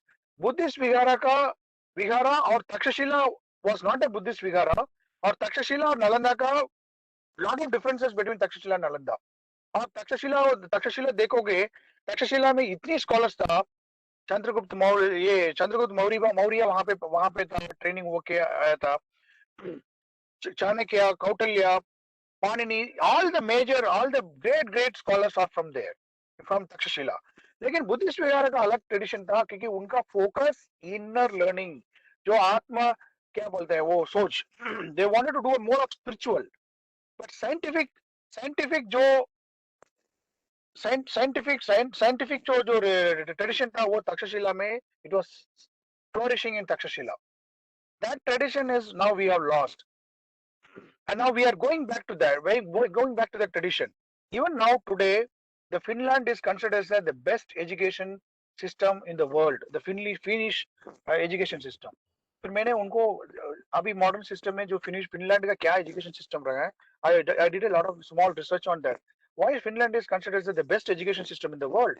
Finland education system is the same like the ancient India's Gurukul system. Anyone can get into the universities for the learning, and if they can come out and go to the society in the respective field, they work. So इसमें theory and practical knowledges दोनों को भी perfect करने के लिए वो अवसर मिला था फिनलैंड में. Even the Germans, they are the first one who studied our Sanskrit text in the 17th century and 18th century, and that is where you say that a lot of industrial revolution. In fact, the knowledge base for the Western countries' industrial revolution came from the Sanskrit text and Vedas interpretation by these German scholars, and then thereafter it was interpreted into other languages, particularly English. So the English is considered as the modern Sanskrit, because all the text these Western scholars came, being it Max Muller or others, they came here and stayed here for 10 years, 20 years, studied the Sanskrit text to understand the knowledge, what is written on this Vedas, Upanishads, about this Indian knowledge, the knowledge system. And they translated into their work, and they went and they practiced it, and they developed all the things. Even the Oppenheimer, who is considered as the father of making this atomic bomb, he is well versed with the Sanskrit. In fact, he mentioned in his letter, in his biography, that the idea of atom bomb, the fusion and fission, he had taken from Conrad's Paramanu theory. So we have the tradition, but what is lacking is, जो British तो गया वो 1947 में, वो तो गया, उसके बाद हम सिर्फ वो उनका कॉलोनियल जो ब्रिटिश का सिस्टम को हमने अडॉप्ट किया. और उसका कारण क्यों है? क्योंकि आप देखोगे जो 1947 से जब देश आधा जो स्वतंत्र होने के बाद, आप देखोगे जितने भी जो एजुकेशन मिनिस्टर हैं वो कौन रहता था ये 70s तक, 20-25 साल, 30 साल तक. Then that explains. हम आजकल बात करते हैं जो आप एनसीईआरटी में जाके देखेंगे, एंशिएंट ये एजुकेशन सिस्टम, यूनिवर्सिटी सिस्टम के बारे में आपने जो मंत्रालय, मिनिस्ट्री का वेबसाइट और इंस्टीट्यूशन एनसीईआरटी है और जो नीपा है, national education institute planning and administration, उनमें देखोगे इसमें 2 पेज दिया है. एंशिएंट यूनिवर्सिटी सिस्टम का सिर्फ इंफॉर्मेशन 2 पेज छपा है वो उसको उनका वेबसाइट में. So this is the state of affairs of understanding how we are going to educate our new generation, that this is the tradition. इसीलिए जो आजकल जो युवा पीढ़ी है वो फ्रस्ट्रेशन रहा है, क्योंकि उनको पर्पस ही नहीं मिल रहा है. अब मैं क्यों पढ़ रहा हूँ इंजीनियरिंग में नौकरी लेने के लिए या सर्विस करने के लिए? This is the typical colonial mentality. Engineering students, IIT students are coming for the UPSC exams, and they want to become IAS officer and IPS. I'm not saying that they should not become, but what is the nature of IAS and administrative exam? It is purely highly glorified clerical exams. I'm sorry to, I'm not hurting them, but this is the purpose. जो British time में था ICS, Indian civil service था, और उससे पहले जो British का bureaucrat था वो यहाँ भेजते हैं, वो रिसर्च करते हैं. वो स्टाइन है, वो कलखाना टेक्स्ट को उन्होंने ट्रांसलेट किया था, जो कश्मीरी राजेश तर्कनी को ट्रांसलेट किया था, वो Stein, MA Stein. He was a colonel in the army, British army. यहाँ आके उन्होंने वो हिस्ट्री में रिसर्च किया था, वो हिस्टोरियन बना है. E.H. Carr, एडवर्ड कार, वो ब्रिटिश का डिप्लोमेट था, वो हिस्टोरियन बन गए क्योंकि उनका ट्रेनिंग अलग था। जो उनका ब्यूरोक्रेट का ट्रेनिंग अलग था और हमारा ब्यूरोक्रेट का ट्रेनिंग अलग था, आईसीएस वाले को अलग था, और वही सिस्टम हम कंटिन्यू कर रहे हैं। जो वाट जो ब्रिटिश का जो ब्यूरोक्रेट्स आया था इंडिया में, यहाँ के भारत में, वो सारे एंथ्रोपोलॉजिस्ट बन के गया, इकोनॉमिस्ट बन के गया, हिस्टोरियन बन के गया, पॉलिटिकल साइंटिस्ट बन के गया, फिर उनके बाद उसमें किताब लिखा है, आजकल वो क्लासिक टेक्स्ट बन गए। And when they came here, the first thing they studied 10 years or 20 years, they studied the Sanskrit. Wherever the knowledge is there, they studied that particular language and then translated and interpreted. And that is what lacking today's university knowledge system. और उस जमाने में जो seat of higher education learning वो gurukulam system था। आजकल अब Gurukulam system बोलने में हमको we feel shy of saying that मेरा वो गुरुकुलम सिस्टम में है, क्योंकि वो गुरु शिष्य संबंध है, वो it is a continuous learning. That's the students who is a seeker of knowledge, they will choose the guru. He will go and search the guru, and he will learn. Then he contribute to the society. So guru will make him to identify what is his inner calling, inner strength. Then he will try to get out of that. So that is the tradition. आजकल हमको देख रहे, there is no sort of emotional linkages between the student teacher. There's a huge gap between the student teacher. It became very mechanical, not an organic relationship. You go to any universities, even IITs and IIMs, I myself are teaching in the university. I can see that there is no organic relationship between the teacher and student. Very mechanical and very purposeful. The purpose is the student wants a job, because that's a family pressure and also the societal pressure. क्योंकि हम सारे जो एक देश में वो एक तरफ का हम फॉलो कर रहे हैं। Now we got this new education policy, उसमें तो ये टीचर सेंट्रिक स्टूडेंट सेंट्रिक बना है। उस जमाने में भी यही था, एक स्टूडेंट्स जो भी यूनिवर्सिटीज में, अब बात कर रहे हैं हम एकेडमिक क्रेडिट बैंक। वो एकेडमिक क्रेडिट बैंक क्या होता है? एक उस जमाना में था academic credit bank. Any students, any scholars who wanted to seek knowledge, he can go to any of his guru, चाहे वो तक्षशिला में है, वो नालंदा में है, और पुष्पगिरी में है, और विक्रमशिला में है, और कांचीपुरम में है, जहां भी होता है वहां जाके वो सीख सकते हैं। वो सिस्टम अभी नहीं था, हम इनको कंपार्टमेंटलिस्ट बना के रखे हैं। जो भारत का जो परंपरा है, ट्रेडिशंस का, उसको रिवाइव करना की जरूरी है, अवश्य भी है, क्योंकि now if you see that the Western knowledge system is failing, the first and foremost the field is the economics.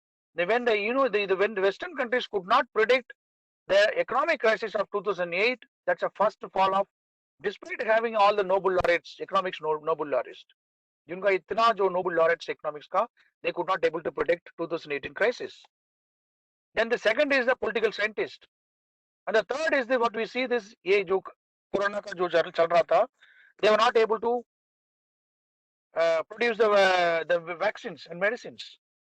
इसमें भी है, अगर कोई रिपोर्ट्स आ रहे हैं, रिसर्च भी आ रहा है, जो वेस्टर्न साइंस है, what we study is that the advent of modern science starts from the Galileo Galilei's invention of telescope.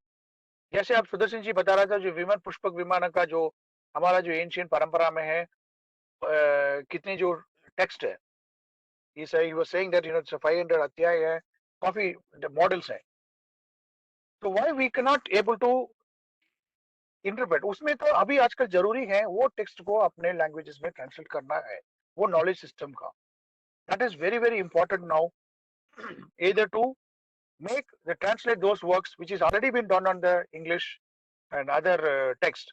You go to any university, मैं एक बार गया था जो 2010 में हाइडेलबर्ग यूनिवर्सिटी में गया था। हाइडेलबर्ग यूनिवर्सिटी लाइब्रेरी में, मैंने जहाँ पे मैं जाता हूँ यूनिवर्सिटी में विजिटिंग फेलो है, वहाँ पे पहले यूनिवर्सिटी का लाइब्रेरी देखता हूँ। When I was surprised to see in Heidelberg universities, there is a dedicated section for Sanskrit. And they have the Sanskrit text, which I don't think so any of our universities has. They have all the text. It is the collection from 18th and 19th centuries on the text they have. And some of the texts are translated and written in German language. तो अभी जो if any Germans was studying in any science, engineering or aeronautical engineering, they will just go and pick up this German translated work, which was translated from the Sanskrit text. They can able to get the knowledge, easily understand the things, because it's already been, translation has been done. तो वो translation जरूरी है, जितना भी है वो जो scientific है वो करना जरूरी है. और दूसरा चीज, this is my I am also looking at in the things, जो हमारा जो एनसीईआरटी सिलेबस है, आज भी हमारा जो एनसीईआरटी सिलेबस में अभी जो 7 साल हो गया, we can't able to make any major changes in the textbooks, historical textbooks. Even now we are just pressing Babar and Mughal empires, and Mughal ने ये बनाया, अकबर बाबरनामा ने ये कहा, अकबर ने ये लिखा है. We did not go beyond that the text. Only certain institutions in the country, they are trying to attempt to make certain interpretations. देखिए एक जो 3-4 साल पहले था, एक इंडिजिनियस नॉलेज सिस्टम के रूप में एक मिनिस्ट्री ने एक योजना निकला था. उसमें they identified, they don't know what is the knowledge system in the northeast. They don't know what is हमारा जो agriculture जो knowledge system है, that is very much advanced. The technology that we used, very organic. अभी आजकल देखिए western countries में सारे organics हो रहे हैं.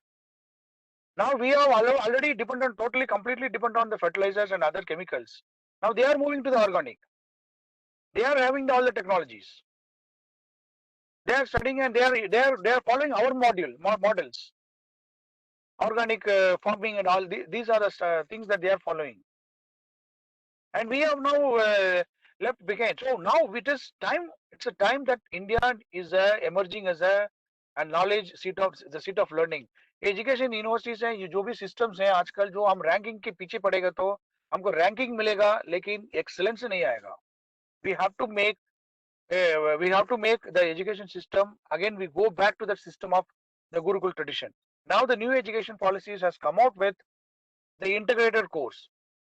तो इंटीग्रेटेड कोर्स का मतलब है 4 साल एक स्टूडेंट्स हैं जो +2 फिनिश करने के बाद जो कॉलेज जाएगा, फॉर 3 + 2 5 इयर्स जो भी डिसिप्लिन है वो वही रहेगा. तो 5 इयर्स में उनका बेस बन जाएगा. यही है सिस्टम गुरुकुल में. उसके बाद उनको एग्जिट ऑप्शन मिलेगा, अगर वो कंटिन्यू करना चाहता है वो कंटिन्यू कर सकते हैं. And it is our tradition, we have categorised the students capacity, who are the quick learner, who are the moderate learner, who are the poor learner. Or in these categories also we have a option for them. जो quick learner है उनको आगे बढ़ो, जो medium moderate learner है उनको दूसरा में लगाओ, जो पोअर लर्नर है then we will segregate, we will give them other tasks. So this is also in there in the system. So modern education system, the Gurukul higher education, it is very important. आज क्या हो रहा है? I'm just want to talking about the contemporary things, developments happening. The China is now trying to present that their knowledge system, they are building a lot of universities and they are attracting students. Earlier the Chinese system is totally closed. We cannot go on to study there unless until if you know the language. अभी 2013 से इनका ये policy है, education system, जो भी talents हैं दुनिया में सारे टैलेंट्स को अट्रैक्ट करना है, जो फेलोशिप देना है, जो भी है उनको अट्रैक्ट करना है wherever they are in the world. And this is what the US did it in the 70s and 80s. That's what the US that sustained the United States as the superpower. जब तक हम जो seat of learning talent को attract करेंगे और अपना talent को यहाँ के हम जो प्रॉपर्ली हम चैनलाइज करेंगे, we will not, it is very difficult to become a विश्वगुरु. And this is a time, it's the right time. हमारा जो धर्म है, हमारा वो वैल्यूज है, वैल्यू बेस्ड एजुकेशन है. Nobody had even studied. One interesting thing that one private universities in Chandigarh, they used to have Africans who comes in large numbers to study in lovely professional universities. And I asked once, these Africans that, apart from your the other things, that what makes you to, how you feel in Indian education system. The one thing they said, here there is a value into that education. The way they teach, the way they the sincerity and the commitment to the subjects, they're very in-depth. that we don't get it in anywhere, that Indian teachers. So we have a good teachers, there's no doubt about it. So Kashmir se leke Kanyakumari tak. Only thing is that we need to transform our education system. ये कब हुआ था ये जो transformation का वो है वो 3rd century BC से लेके 16th century BC तक ये transformation हुआ था जो बुद्धिस्ट आने के बाद. I'm not blaming the Buddhist Viharas because Buddhist Viharas did not produce.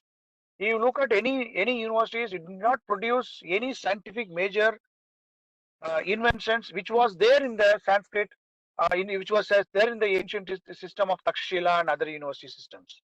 Buddhists were very much focused on the social and the individual's relationship and the relationship between the philosophical, more of the God and the human being. Thereafter, when Mughal came, they have even destroyed that entire the system. So when you can't able to speak Sanskrit, when you can't able to teach Sanskrit, then the knowledge system has become totally what do you call it? It is not even into the public domain. It was only after 16th or 17th century when these German travelers, when they came and they saw some of the viharas, some of the pathshalas, some of the Gurukul system, they started and spending my time and they translated. Then only 18th and 19th century when the British came, they did a lot of translations of our Sanskrit text and Vedic and Upanishad text. Even today, if you wanted to understand the Vedas and Upanishads, the easiest way is to read those translated works.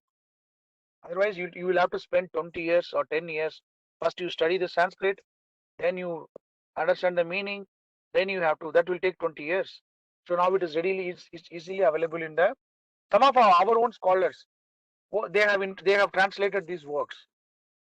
And this translation is very important. Now we have to translate these works into every other regional languages.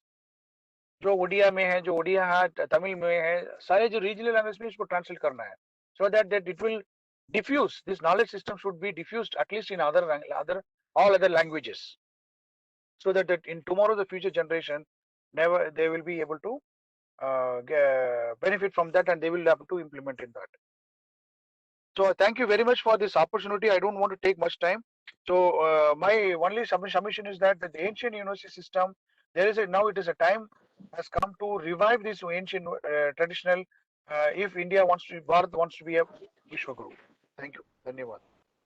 Thank you doctor Jagannathan ji आपणकर भाषण रे आमे शिक्षा विषय रे जानिले आम भितर बर्तमान अछंती श्री अदृश ब्रह्मदत्त जे कि थाईलैंड रु आम सहित आसुचंती से वर्तमान आपण माननकु ऑफिशियली वोट ऑफ थैंक्स देवे सेठारे वर्तमान थाईलैंड रे 11टा बाजिची तेणु मु डॉक्टर अदृश ब्रह्मदत्त को कहिबी से वोट ऑफ थैंक्स देवा पई अदृश जी नमस्कार जय जगन्नाथ आज जो संध्यारे हमर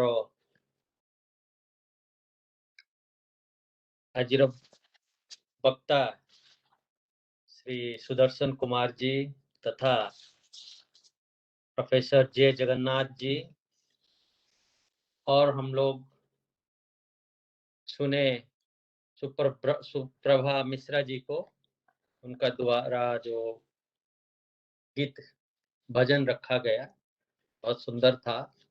उन्होंने उनका जो विवरणी दिया कि उन्होंने 26 साल से गुजरात में रह के उन्होंने ओडिया परंपरा तथा ओडिसी नृत्य को वहाँ पे गुजरात में तथा देश में हर जगह पे उन्होंने सिखाने का कार्य किया है तथा अभी कोविड के चलते अमेरिका, कनाडा, चेकोस्लोवाकिया, ब्रिटेन आदि देशों की छात्र छात्राओं को ऑनलाइन में वो इसका शिक्षा दे रही है तथा उनका द्वारा जो परिवेशन किया गया जो जगन्नाथ भजन बहुत उत्कृष्ट था। इसलिए मेरा उनको हमारे सबके तरफ से बहुत बहुत विशेष धन्यवाद मैडम सुप्रभा मिश्रा जी को। उसके बाद हमारे जो मुख्य स्पीकर थे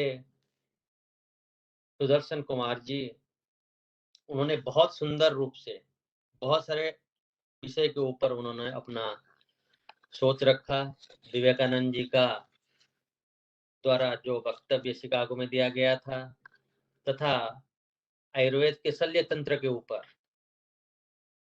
वैक्सीनेशन के ऊपर बंगाल में, उसके ऊपर में कैसे हम लोग ही पहले भारतीय चिकित्सा के द्वारा पहले ये सब होता था, फिर बाद में ये सब चीजें वेस्टर्न कंट्रीज में गया। उसके ऊपर में उन्होंने स्मॉल पॉक्स के ऊपर में भी एक बात रखी, बहुत अच्छी बात था, जानकारी मिली। उसके बाद उन्होंने हमारे पूर्व राष्ट्रपति महर्षि एपीजे अब्दुल कलाम जी का बात भी बोले, बहुत अच्छा, सुंदर, बहुत अच्छा भी लगा महर्षि बोल के। और उनके बारे में ये भी सुनने मैंने जानकारी मिला कि जब वो शिलोंग में छात्रों को संबोधित करते थे, तो वो जब चल बसे तभी उनके जेब में एक भगवत गीता की किताब भी थी। वो बहुत आदरणीय है, सम्माननीय है।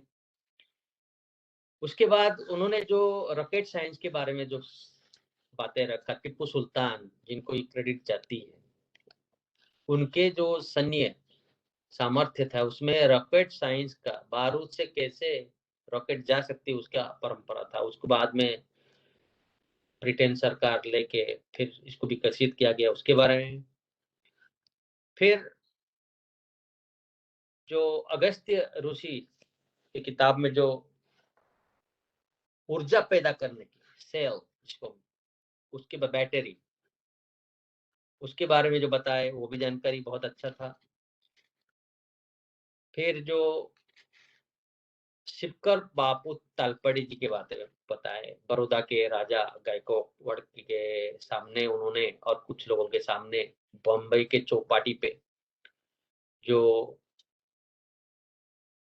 पहला विमान, मानव शून्य विमान, उन्होंने 1500 फीट के ऊपर उड़ाए थे, फिर वो विमान घूमते हुए आ गया, उसके बारे में बहुत अच्छी बात रखी। इसी प्रकार उन्होंने बहुत सारा चीजों को और रखे, ऐसा कि हमारे उड़ीसा के जो जगन्नाथ मंदिर तथा कोणार्क मंदिर के बारे में बताया। ये अद्भुत बातें हम भी सुने थे, और उन्होंने जिस हिसाब से रखा, थोड़ा बहुत सुंदर भी था, अभिनंदनीय भी था। तो मेरा उनको सबके तरफ से, उत्कल जीनियस के तरफ से बहुत अशेष धन्यवाद। उसके बाद हमारे जो आखिर में जो स्पीकर थे, प्रोफेसर जे जगन्नाथ जी, जो कि तमिलनाडु से हैं मुख्यतः, लेकिन जम्मू के सेंट्रल यूनिवर्सिटी में पढ़ा रहे हैं प्रोफेसर के रूप में, तथा वन बेल्ट चाइना के प्रोजेक्ट में भी काम में लगे हुए हैं। उन्होंने अपना जो वक्तव्य में भी थोड़ा बहुत अच्छा हम लोग उनसे भी जानकारी मिला। अखंड भारत में जो तक्षशिला, उसका जो महत्व, जहाँ से कौटिल्य, चंद्रगुप्त तथा बहुत सारे विद्वान, और वहाँ का जो गुरुकुल पद्धति, उसके ऊपर बहुत सुंदर से उन्होंने आलोकपात किया। और उन्होंने एक बात यहाँ पे बोले कि Odisha was the gateway from east, west to east. हाँ, ये बहुत अच्छी बात मेरे को भी जानने को आई। फिर उन्होंने जो 1700-1800 सेंचुरी में, शताब्दी में जो जर्मन लोगों के द्वारा जो संस्कृत के जो चीजों को ट्रांसलेट किया गया है जर्मन लैंग्वेज में, और उसमें उन्होंने एक चीज बताया, और ये डॉक्यूमेंट्री मैंने खुद देखा था, अब यूट्यूब में भी अवेलेबल है। जर्मन साइंटिस्ट जब यूएस जब एटॉमिक टेस्ट करता है, जो पहला टेस्ट होती है, उसमें एक जर्मन साइंटिस्ट थे, हेथमार, और उन्होंने ये बात मैंने खुद भी सुना है, देखा भी है वो डॉक्यूमेंट्री यूट्यूब में। तो उन्होंने बोल रहे कि ये भगवत गीता में भगवान कृष्ण का जो वार्ता था, उसको उन्होंने ये बात बोला है वहां पे, उसको दर्शाता है। फिर उन्होंने, डॉक्टर जगन्नाथ ने फिर गुरु और डिसाइपल रिलेशन के ऊपर बहुत अच्छी बात बोली कि आज के समय में ये नहीं हो पाती है, और ये जो परंपरा हमारी, जो पूर्व परंपरा, ये रहना चाहिए, इसको फिर रिवाइव करना चाहिए। ये बहुत बड़ी खामियां लेके आती है बच्चों में। अगर गुरु और डिसाइपल रिलेशनशिप, शिष्य के बीच में रिलेशनशिप रहेगा अच्छा सा, तो ये बच्चों के अंदर कॉन्फिडेंस और भी बढ़ाएगा। फिर उन्होंने जो अपना अनुभूति बताए, हेडलबर्ग जर्मनी में लाइब्रेरी के अंदर संस्कृत डिपार्टमेंट हुआ और वहां पे बहुत सारे किताब संस्कृत से जर्मन लैंग्वेज में। ये बहुत अद्भुत बात है। सुनने के बाद अपने को गर्व भी लगता है और इसके ऊपर काम भी होना चाहिए।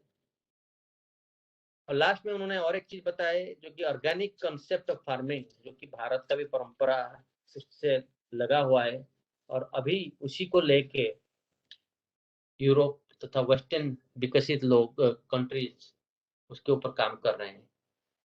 और जो इंटेलेक्चुअल्स को अभी चाइना अट्रैक्ट कर रहा है और 1970 या 80 के अंदर यूएस कर रहा था विश्व गुरु बनने के लिए, अभी ये एक अच्छी बात उन्होंने रखा। वो भी टीचर है, मैं भी यहाँ यूनिवर्सिटी में पढ़ाता हूँ। हम लोग जानते हैं इंटेलेक्चुअल प्रॉपर्टी को रखना कितना जरूरी है। मैं जानता हूँ मेरे कुछ दोस्त लोगों का बच्चों भी अभी चाइना में मेडिकल पढ़ रहे हैं, इंजीनियरिंग पढ़ रहे हैं।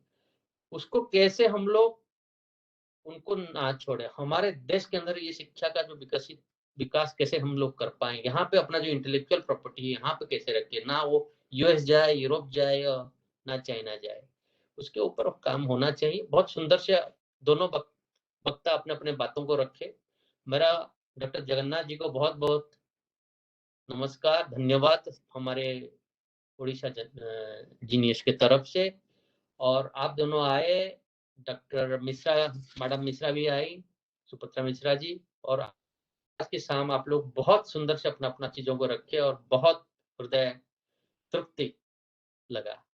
बहुत बहुत धन्यवाद आप सबको। अभी मैं अंतिम में हमारे जो प्रमुख श्री रवि आयर जी तथा श्री जगन्नाथ भाई, जगन्नाथ कुंज बिहारी भाई, ये दोनों का प्रेरणा, ये जो बौद्धिक चीजें हो रही है यहाँ पे, इससे बहुत सारा चीजों लोगों का मिलन भी होता है और सीखने को मिलता है। मेरा उन दोनों से भी बहुत बहुत विनम्र नमस्कार और धन्यवाद आपने ये शुरू करने के लिए। अंतिम में मैं श्री पृष्टि भैया को मेरा नमस्कार तथा धन्यवाद दूंगा। पृष्टि भैया मुझे इस लायक समझे कि आज मुझे धन्यवाद देने का समय दिए। धन्यवाद सबको। जय जगन्नाथ। धन्यवाद अदृश भाई। आपण राति 11टा बाजिलाणी तथापि थाईलैंड रे आपण रही आपण सब धन्यवाद देले, सेथिपे आपण को अनेक अनेक धन्यवाद। मु वर्तमान जगन्नाथ कुंज बिहारी जी कहिबी से शांति मंत्र पाठ करिवे। आ सहित हमें प्रोग्राम शेष करिवे। जगन्नाथ भाई, आज हमारे साथ हमारे बैंकॉक महानगर के जो सह कार्यवाह हैं विजय हेगड़े जी, वो भी अभी जुड़े हुए हैं, वो भी सब कुछ सुन रहे हैं। हाँ, अभी शांति मंत्र हुए तभी उनका जो जो है अभी उनके परिचय भी कराएंगे। अच्छा, शांति मंत्र के बाद सुदर्शन जी और जगन्नाथ जी को मेरे बहुत बहुत धन्यवाद। आप लोगों ने हमारे बात माना और गुजरो युक्कल जीनियस में मार्गदर्शन दिए। आगे भी हम इच्छा करेंगे कि आप इसी तरह हमें मार्गदर्शन देते रहेंगे।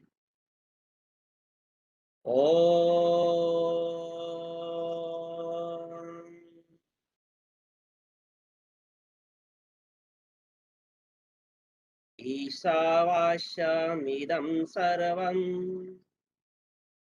यत्किञ्चित् जगत्या जगत् तेन तक्तेन भुञ्जीथा मा गृध्ध कश्यसीधनम्। ॐ पूर्णमदः पूर्णमिदं पूर्णमुदच्यते पूर्णस्य पूर्णमादाय पूर्णमेवावशिष्यते। ॐ शान्तिः शान्तिः शान्तिः अस्तु। धन्यवाद। हाँ, आदिश भाई इन परिचय बोल लेते, उनके परिचय उनको थोड़ा विजय वीडियो ऑन करिए। जी, विजय जी आप हैं? अभी ये प्रोग्राम भी हमारा पर्यटन भारती में लाइव हो रहा था और 48 लोगों ने उसको शेयर किया है। कम से कम पर्यटन भारती में 100 लोगों ने व्यू देखा है इस प्रोग्राम को। और अपने अपने परिचय जो है, एक तो श्रीनिवास जी भी है, श्रीनिवास जी। Hello, yeah, Srinivas, from Berhampur, Orissa. I'm Okay. staying in Bangalore, working in some IT company. Okay, So only Ashish Nath actually, I know him. So he actually recommended today program, but program is अच्छा लगा बहुत thanks.